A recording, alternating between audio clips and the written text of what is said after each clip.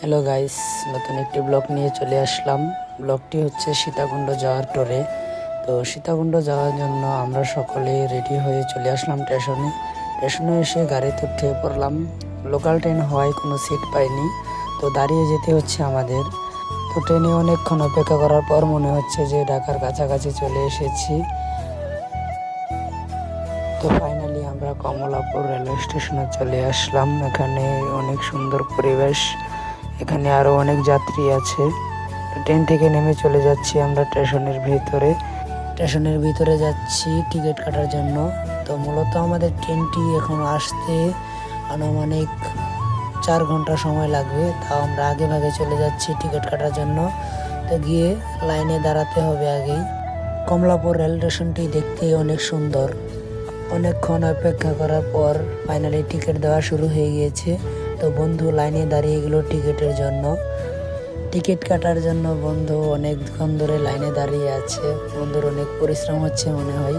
তাও কিছু করার নেই, টিকিট তো কাটতেই হবে, না হলে তো ট্রেনে ওঠা যাবে না। তো ফাইনালি গাইস আমাদের টিকিট কাটাটা হয়ে গেল। তো বন্ধুর হাতে দেখতে পাচ্ছেন ট্রেনের টিকিট। তো টিকিটটি নিয়ে আমরা চলে যাচ্ছি প্ল্যাটফর্মের উদ্দেশ্যে।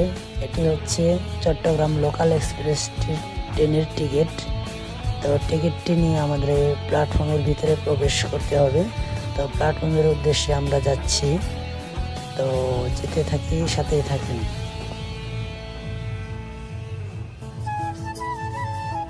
প্ল্যাটফর্মে ঢোকার সাথে সাথেই দেখতে পাচ্ছেন এখানকার পরিবেশ অনেক সুন্দর। আপনারা যারা আগে এসেছেন তারা তো হয়তো জানেন কেমন পরিবেশ এখানকার সৌন্দর্য আমার অনেক ভালো লাগে। তো আমরা এখানে ট্রেনের জন্য অপেক্ষা করতেছিলাম। তো ট্রেন কোথা দিয়ে আসবে সেটা আমাদের জানা ছিল না, তাই আমরা এখানে প্ল্যাটফর্মের সাথে অবতরণ করছি। তো ট্রেনের জন্য অনেকক্ষণ যাবত অপেক্ষা করছি, কোনো ট্রেনের কোনো খবর নেই। তো দেখা যাক ট্রেন কখন আসে, আমরা অপেক্ষায়। তো ফাইনালি ট্রেন এসে পড়েছিল, তাই আমরা ট্রেনে উঠে বসে পড়লাম। তো ট্রেনে উঠে অনেকক্ষণ যাবৎ বসে আছি, ট্রেন ছাড়ার কোনো খবর নেই।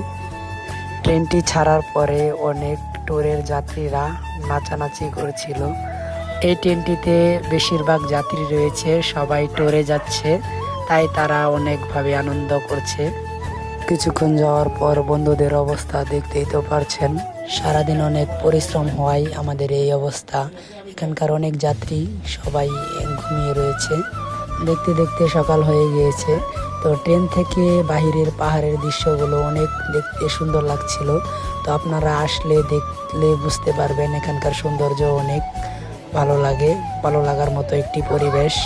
পাহাড়গুলো দেখতে আমার কাছে অনেক ভালো লাগছিল। তো আপনারা দেখলে বুঝতে পারবেন এখানকার পরিবেশ কত সুন্দর। তো দেখতে দেখতে ফাইনালি সীতাকুণ্ড রেলওয়ে স্টেশনে চলে আসলাম। এখানে অনেক ট্যুরের যাত্রীরা রয়েছে, আমাদের মতো অনেক যাত্রীরা এখানে এসেছে এখানকার সৌন্দর্য উপভোগ করার জন্য। তো স্টেশন থেকে চলে আসলাম পুকুরে স্নান করার জন্য। এখানে স্নান করে তারপর আমরা সকলে পাহাড়ের উদ্দেশ্যে রওনা দেব।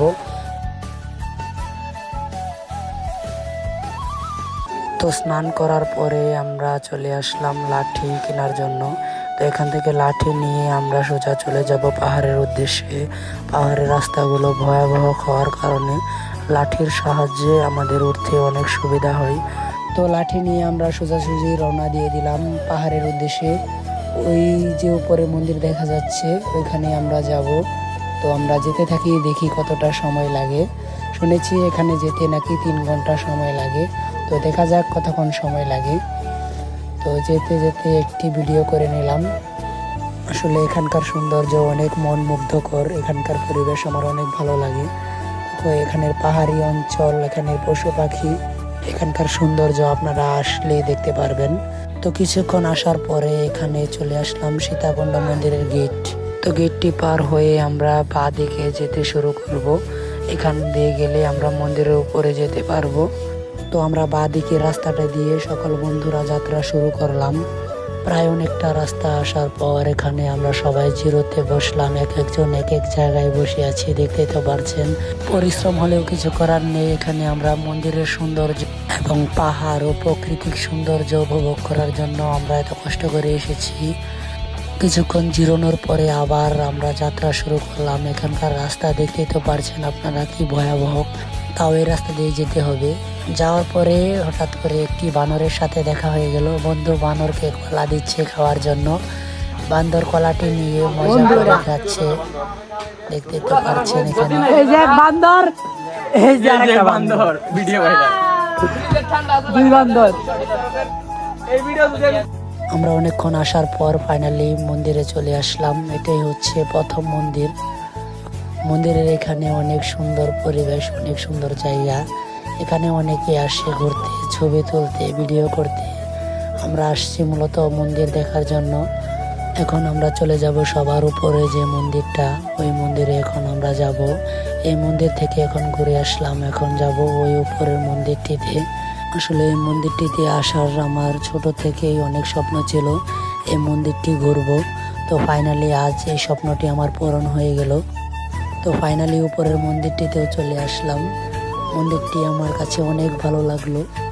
এখানকার পরিবেশ অনেক মন মুগ্ধকর, আপনারা না আসলে বুঝতেই পারবেন না। এই মন্দিরটি হচ্ছে একটি শান্তির জায়গা।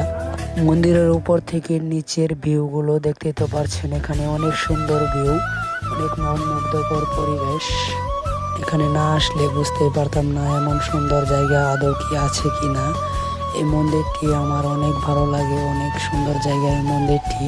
ছোট থেকে শুনতাম, তো আসার কোনো দিন প্ল্যান ছিল না, তো ফাইনালি চলে আসলাম। এখন আমরা নামতে শুরু করব। অনেক ঘুরলাম, তো এখন আমরা নিচের উদ্দেশ্যে রওনা দিয়ে দিলাম। তো নিচে নামতে নামতে আবারও বানরের সাথে দেখা হয়ে গেল। এখানে 3টি বানর বসে আছে, একটি বাচ্চাও আছে সাথে। বানরগুলো কাউকে ভয় দেখায় না। পাহাড়ি রাস্তাগুলো দেখতে তো পারছেন কি ভয়াবহ, মনে হচ্ছে পাহাড়ের ভিত্তি দিয়ে রাস্তা গিয়েছে। দেখতে তো পারছেন এখানে রাস্তাগুলো কি ভয়াবহ। তো এখান দিয়ে যেতে হবে, যে পাহাড় থেকে নেমে ডিরেক্ট চলে যাব হোটেলে। ওখানে গিয়ে আজকের দিনটা থাকবো, থেকে আরও 2-1 দিন ঘোরাফেরা করে তারপর বাসার দিকে রওনা দিয়ে দেব। তো পাহাড় থেকে নেমে ডিরেক্ট চলে আসলাম হোটেলে।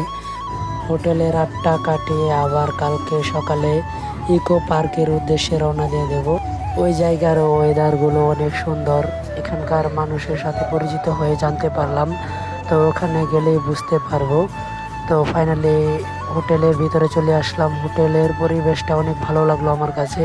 তো বন্ধু হোটেলটার বুকিং করছে, তো দেখতে পাচ্ছেন হোটেলের পরিবেশটা অনেক সুন্দর। তো আজকের ব্লগটা এই পর্যন্তই, দেখা হবে আরেকটি ব্লগ নিয়ে।